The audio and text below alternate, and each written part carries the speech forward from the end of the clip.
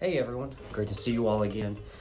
Today we'll be going over the second part of our reinforcement section of our parent training series. If you have not had a chance to check that out, I strongly recommend you give that a look as well as our other videos that we have available.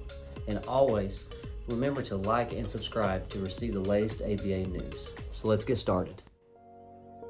So, in our previous video, we discussed what reinforcement is and why it is so important in developing and maintaining behaviors. So there are two types of reinforcement: positive reinforcement and negative reinforcement. It is important to not only know the difference between the two, but also their importance in developing behaviors. So now let's take a look.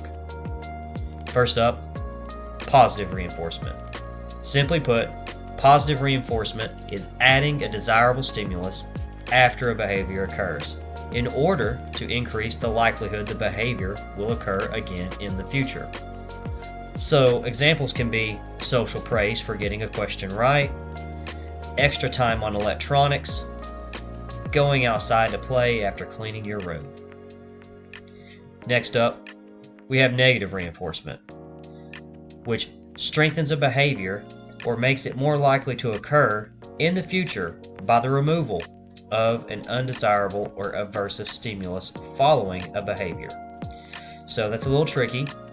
Examples can be putting on sunscreen to prevent a sunburn, taking medication to relieve a headache, buckling up your seatbelt to stop a car's annoying beeping, and a parent removing a child's veggies to stop a tantrum. An easy way to tell whether it is positive or negative reinforcement is to think of it in math terms.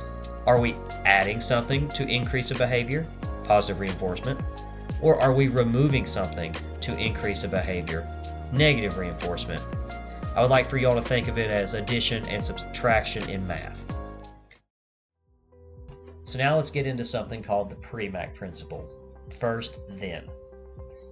So now that we have an understanding on the types of reinforcements that are available to us, we need to see how to implement them correctly.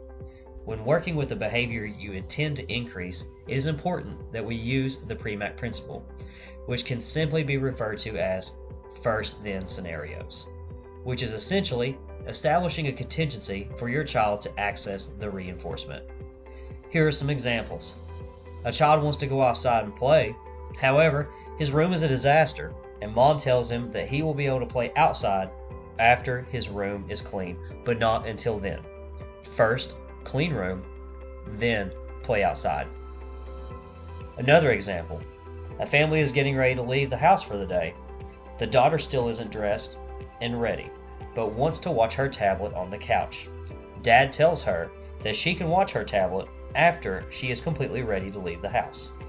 First, we get dressed, then we watch tablet.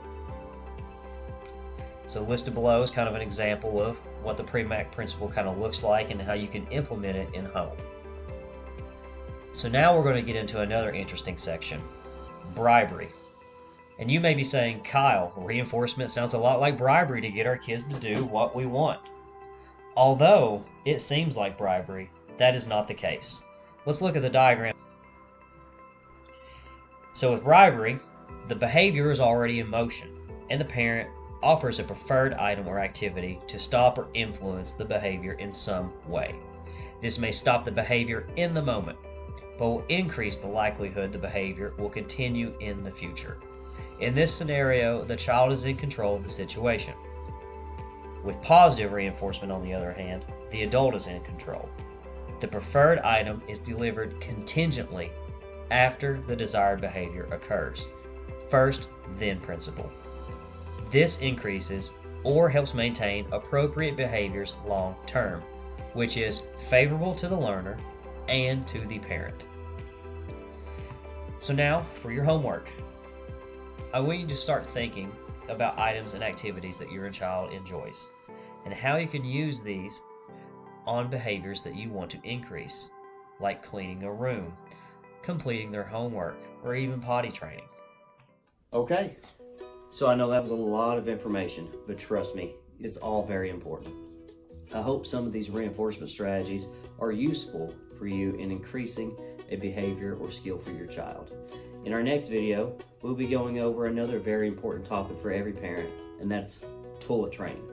I can't wait to see you all again, and just remember to like and subscribe for future ABA updates, and I'll see you next time. Have a great day.